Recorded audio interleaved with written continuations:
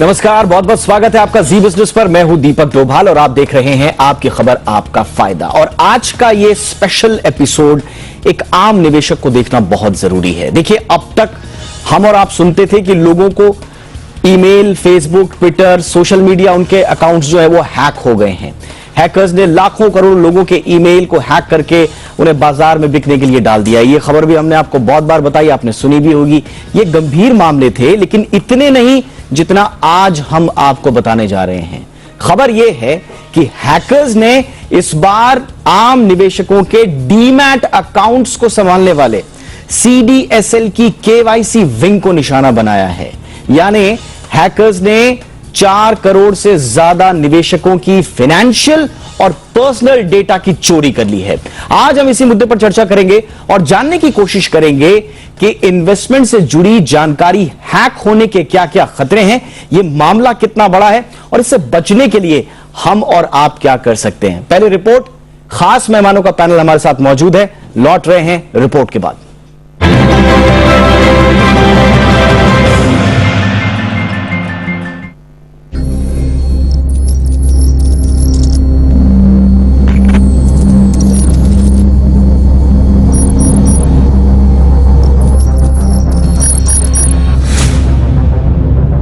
Hackers की पहुंच अब निवेशकों के डीमैट अकाउंट्स तक हो गई है। हैकर्स निवेशकों से जुड़ी जानकारियों में सेंध लगा चुके हैं। साइबर सिक्योरिटी से जुड़ी कंपनी CyberX9 ने बड़ा खुलासा किया है, जिसमें कहा गया है कि हैकर्स ने 4 करोड़ 39 लाख भारतीय निवेशकों के डीमैट सहित व्यक्तिगत और वित्तीय जानकारी चोरी कर ली है। इसके लिए हैकर्स ने शेयर बाजार के निवेशकों के डीमैट खातों को संभालने वाले सेंट्रल डिपॉजिटरी सर्विसेज लिमिटेड यानी CDSL की KYC इकाई CVL के सर्वर पर हमला बोला और 10 दिन में 2 बार सेंध लगाते हुए इतने बड़े डेटा पर हाथ साफ कर लिया। जो डेटा उजागर हुए हैं उसमें निवेशकों के नाम, फोन नंबर, ईमेल, पता, पैन नंबर, इनकम कैटेगरी, पिता का नाम और डेट ऑफ बर्थ शामिल हैं। इस डेटा में सेंध लगने से किस निवेशक के पास कौन सी कंपनी के कितने शेयर हैं, ये भी पता चल जाएगा।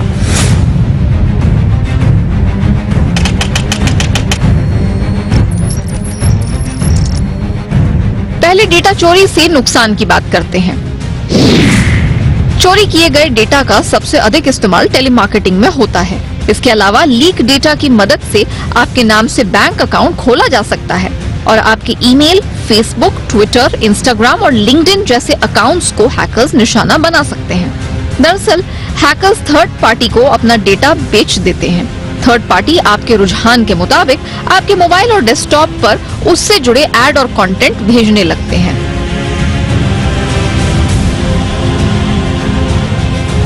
अब इससे बचने के उपायों पर बात करते हैं। सबसे पहले आप अपने डीमैट के पासवर्ड को तत्काल बदल दें। वहीं आप मोबाइल पर शेयरों की खरीद फरोख्त करते हैं तो उसकी सेटिंग्स में जाएं और इस्तेमाल होने वाले ऐप परमिशन के स्टेटस को चेक करें। जिनकी एक्सेस नहीं देनी है उन्हें डिसेबल कर दें। वहीं जहां तक हो सके अपने कंप्यूटर पर काम करें। अगर किसी दूसरे कंप्यूटर को इस्तेमाल किया है तो डाउनलोड किए गए कंटेंट को रिसाइकल बिन से भी डिलीट कर दें। डेटा चोरी से बचने के लिए लोगों के हाथ में बहुत कुछ नहीं होता। उन्हें समय समय पर अपना पासवर्ड बदलते रहना चाहिए और हाँ, इसमें स्पेशल कैरेक्टर का इस्तेमाल जरूर करना चाहिए। इसके साथ ही सरकार को भी जल्द से जल्द डेटा प्रोटेक्शन को लेकर कानून लाने की जरूरत है ताकि लोगों की निजता पर हमला ना हो सके। ब्यूरो रिपोर्ट, जी मीडिया। और चर्चा के लिए हमारे साथ 3 खास मेहमान इस वक्त मौजूद है, उनका परिचय हम करवा देते हैं। हमारे साथ है हिमांशु पाठक, जो कि फाउंडर हैं CyberX9 के। ये वही संस्था है जिसने इस पूरे गड़बड़ झाले को उजागर किया है। हिमांशु, बहुत बहुत स्वागत है जी बिजनेस पर आपका। हमारे साथ हैं जितेन जैन, जो कि जाने माने साइबर एक्सपर्ट हैं। जितेन, आपका भी बहुत बहुत स्वागत है। और हमारे साथ संदीप जैन साहब मौजूद हैं, जो कि डायरेक्टर हैं ट्रेड स्विफ्ट ब्रोकिंग के। संदीप जी, आपका भी बहुत बहुत स्वागत है। हिमांशु, सबसे पहले खबर आप ही लोगों ने दी, इस मामले को उजागर आपने किया। हमारे दर्शकों को बताएं, हैकर्स ने कैसे CDSL के सर्वर में सेंधमारी की और डेटा चोरी कर लिया, कितना गंभीर था और कैसे इसका पर्दाफाश किया आप लोगों ने, ये बताइए। इसका हम लोग रिसर्च कर रहे थे, ये अक्टूबर के फर्स्ट वीक की बात है, और उस रिसर्च में ये फाइंड आउट हुआ एक ऑथेंटिकेशन वनरेबिलिटी है CVL, जो कि CDSL का एक KYC करने का आर्म है, जिसने 4.39 करोड़ इन्वेस्टर्स का KYC किया है। उस API से ये डेटा वहाँ पे एक्सपोज हो रहा था। इस डेटा में 19 तरह के फील्ड्स अवेलेबल हैं जो वहाँ पे एक्सपोज कर रहा था CDSL, जिसमें जैसा कि आपने रिपोर्ट बताया, उसमें नेम शामिल है, personal mobile number, personal address, permanent address, father's name, pan card number and उनका डीमैट अकाउंट नंबर भी है। उसमें उनकी इनकम के सोर्स भी हैं और लास्ट उनकी इनकम टैक्स रिटर्न का अमाउंट भी अवेलेबल है। इस तरह के 9 और सिंगल हैं, मैरिड हैं, ये स्टेटस भी अवेलेबल है। ये 19 अलग अलग तरह की क्रूशियल और सेंसिटिव इंफॉर्मेशन 4.39 करोड़, जो कि 43.9 मिलियन यूजर्स की है, जिन्होंने अपना KYC CVL या CDSL से करवाया था। और इसको रिसर्च में फाइंड आउट करने के बाद हमने इंटीमेट किया CDSL को कि आप ऐसा इसका एक्सपोज कर रहे हो, बहुत बड़ा ब्लंडर है ये। अब तक की इंडियन हिस्ट्री में इतना बड़ा डेटा एक्सपोज नहीं हुआ अभी तक, और वो भी इन स्पेसिफिक इन्वेस्टर्स का, जिसमें आप किसी मिडिल क्लास फैमिली का 200 रुपया भी इन्वेस्ट हो सकता है और किसी बिलियनर का $1 बिलियन भी इन्वेस्ट हो सकता है। और आपको उनकी पर्सनल इंफॉर्मेशन इस तरह से एक्सपोज नहीं करनी चाहिए। बहुत गैर जिम्मेदाराना और बहुत बड़ी लापरवाही थी CDSL की। हमने इंटीमेट करा, इंटीमेट करने के बाद इनका कोई रिवर्ट नहीं आया 19 अक्टूबर को। फिर हमने सर्ट इन, जो गवर्नमेंट ऑफ इंडिया की एक अथॉराइज्ड एजेंसी है इसको डील करने के लिए, उसको इंटीमेट किया।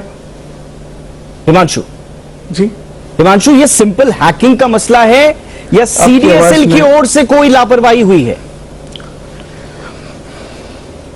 ये CDSL की तरफ से बहुत बड़ी लापरवाही है। उन्होंने डेटा एक्सपोज कर दिया, कोई सिस्टम में उनके नहीं गया। अच्छा। सिस्टम में जाना तो एक अलग पहलू हो गया, सिस्टम में जाने की जरूरत ही नहीं है।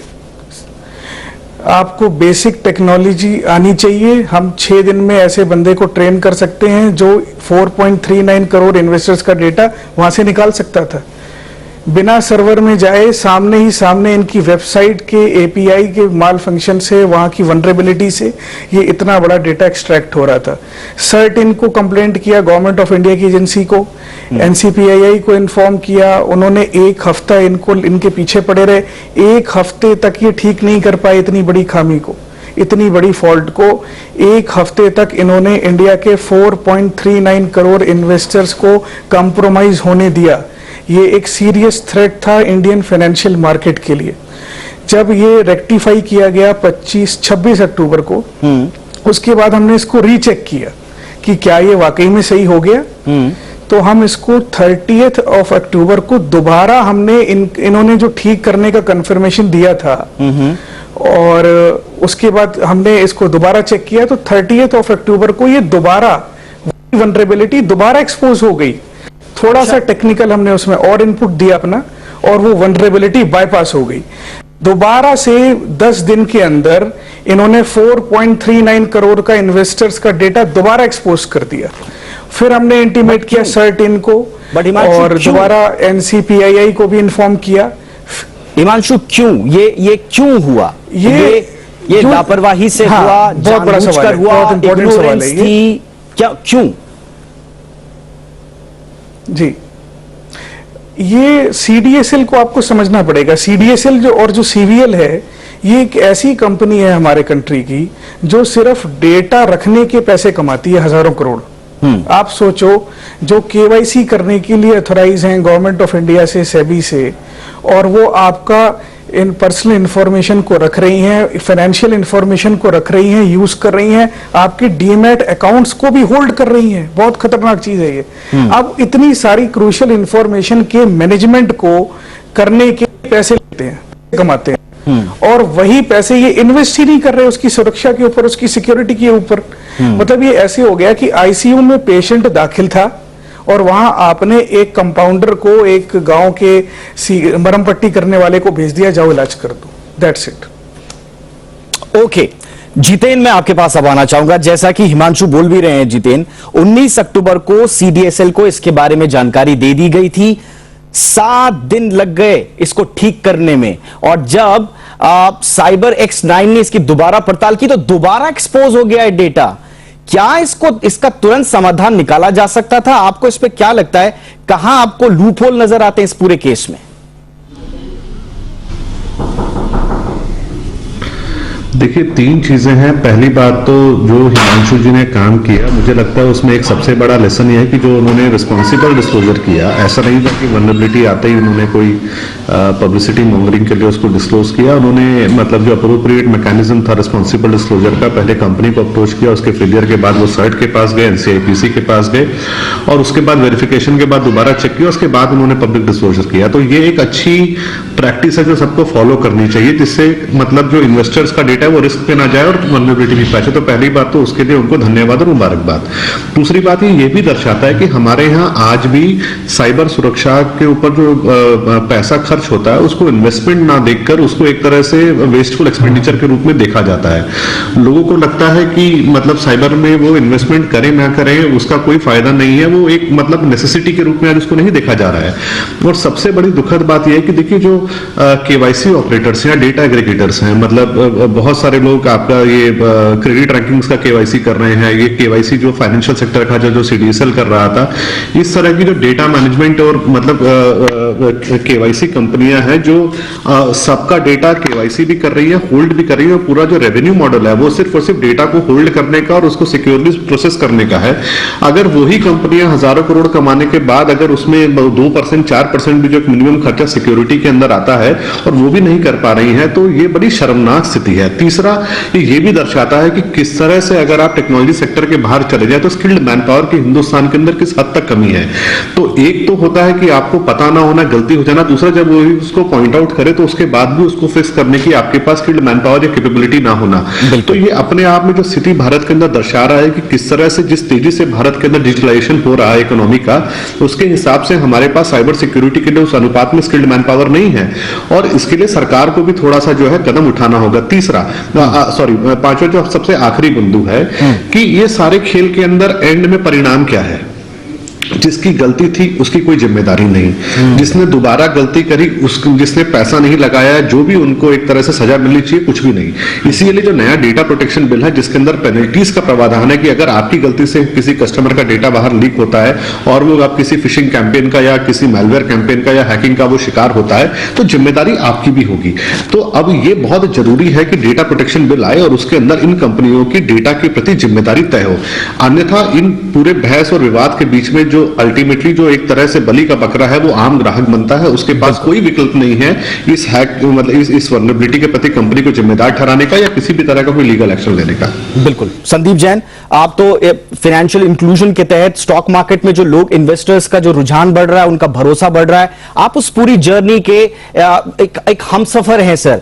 आपको इस पूरे प्रकरण में आपका ऑब्जर्वेशन क्या है? Phone number, email, pan number, आपका आय की श्रेणी, तमाम तरह की जानकारियां एक्सपोज हो रही हैं और बहुत बड़ी आसानी से और बहुत ही बेसिक लापरवाही से। कितना गंभीर आप इसे मानते हैं सर?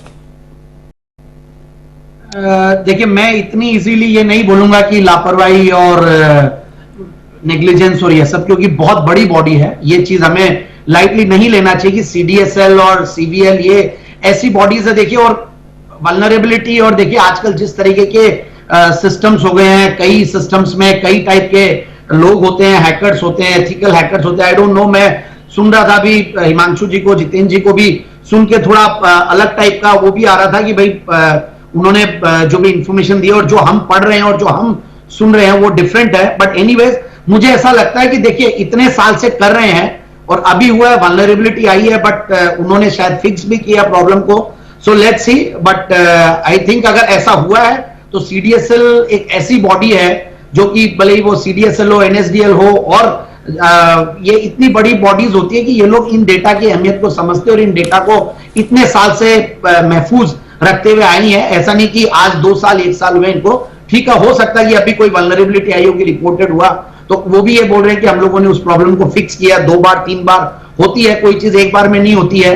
और कोई भी टेक्नोलॉजी की चीज है एक बियॉन्ड कई बार उसके होती है, तो मैं डायरेक्टली मैं ये नहीं बोलूंगा, बट यस अगर ऐसा कुछ है तो सर्टेनली ओवर प्रोएक्टिव होना पड़ेगा इन ऑर्गेनाइजेशंस को, जो कि बहुत बड़ी ऑर्गेनाइजेशंस है अपने आप में, और आगे के लिए ये ध्यान रखना पड़ेगा कि ये वल्नरेबिलिटी नहीं आए, और उसके लिए जो भी पर्याप्त इनको मेजर्स है वो लेने पड़ेंगे। मैं ब्रेक पर जाऊंगा, लेकिन जितेन संक्षेप में आप कुछ कहना चाह रहे हैं फटाफट से, उसके बाद मैं ब्रेक लेता हूं छोटा सा।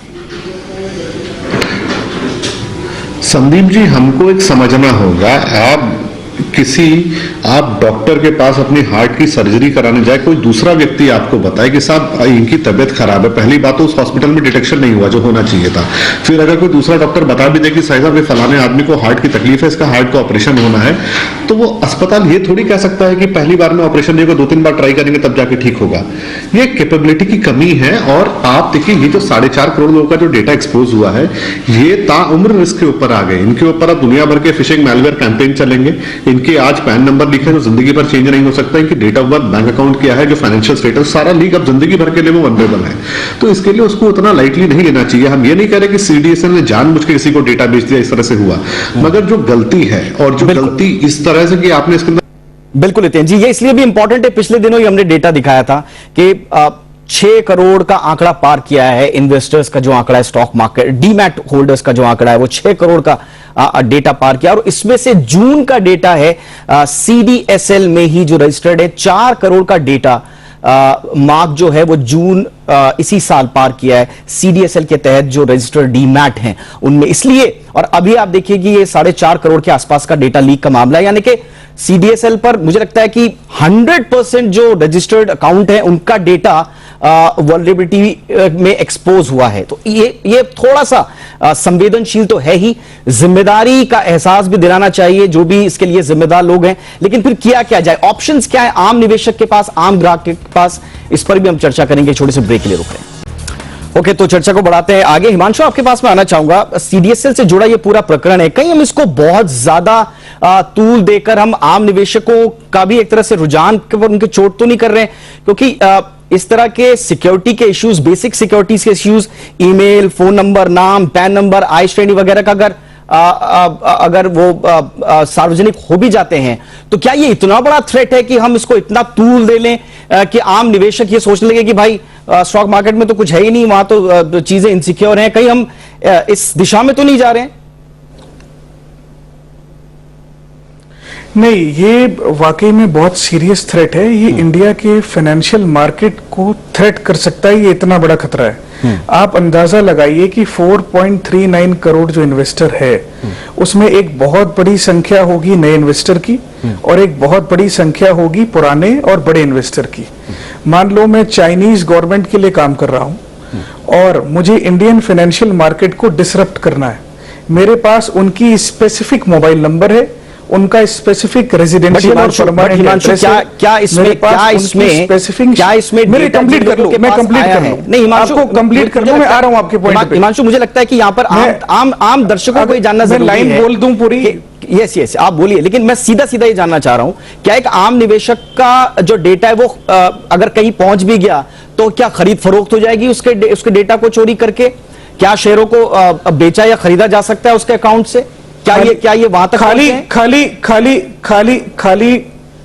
आ रहा हूं खाली डेटा की बात नहीं, उस डेटा के मैं खतरे बता रहा हूं आपको। वो जो डेटा इन्होंने एक्सपोज कर दिया, उस डेटा से आप 4.39 करोड़ लोगों के बैंक अकाउंट्स खाली करवा सकते हो, अटेम्प्ट हो सकता है, उनके डीमैट अकाउंट एक्वायर हो सकते हैं।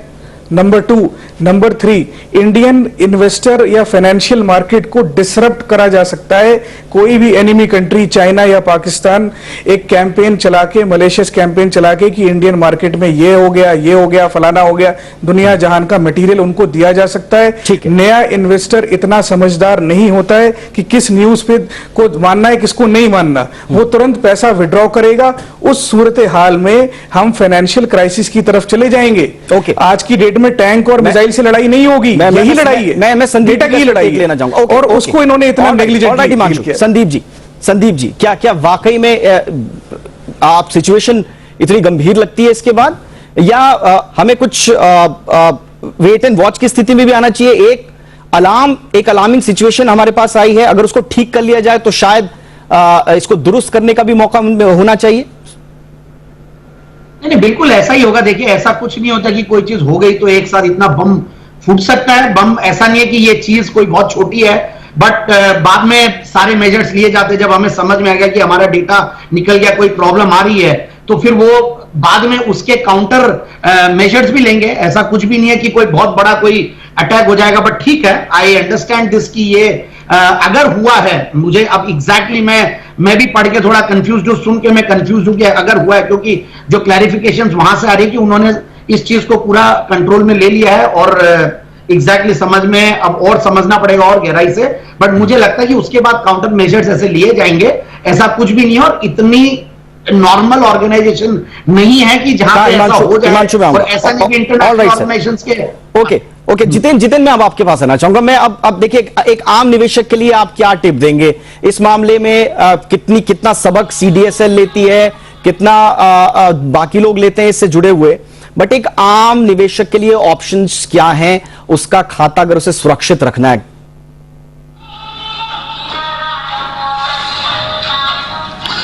देखिए, दो तीन चीजें हैं। अब जो डेटा लीक हो चुका है, अब उसको प्रोफाइलिंग तो हो सकती है, हो सकता है कोई टारगेटेड कैंपेन भी कुछ व्यक्तियों के प्रति चलाए जाएं। अब वो तो एक खतरा है, मगर अब आप कर क्या सकते हैं उसके ऊपर हमें फोकस करना है। पहली बात तो सीडीएसएल को ये सार्वजनिक तौर पर मानना चाहिए कि क्या किसी तरह के क्रेडेंशियल भी लीक हुए हैं या कोई ऐसी जानकारी जो एक तरह से मतलब एक्सेस को कहीं पे डिफाइन करे।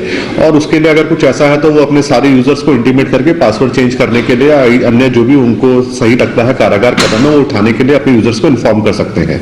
तो पहली बात तो शुरुआत जो है वो एक्सेप्टेंस से होनी चाहिए कि हाँ ये हुआ और हम नेसेसरी मेजर्स ले रहे हैं और उसके लिए प्रिकॉशन के तौर पर आप ये चीजें कर सकते हैं। नंबर 1। नंबर 2, अब आप देखिए कि ये अब जो गलती हो चुकी है, अब आपको कि अब हजारों लोगों को कल अगर न्यूज आती है कि फलाना स्टॉक गिरने वाला है कुछ है, तो हो सकता है जो अभी हिमांशु बता रहे थे कुछ नए जो उपभोक्ता है या कस्टमर है उसकी बातों पर विश्वास कर लें। तो आप अवेयरनेस कैंपेन चला सकते हैं कि किसी भी तरह का कोई इस तरह का ईमेल अगर हमारे नाम से आपको आए, सभी को आए, तो उसके ऊपर इमीडिएटली आप विश्वास ना करें, क्रॉस वेरीफाई करें।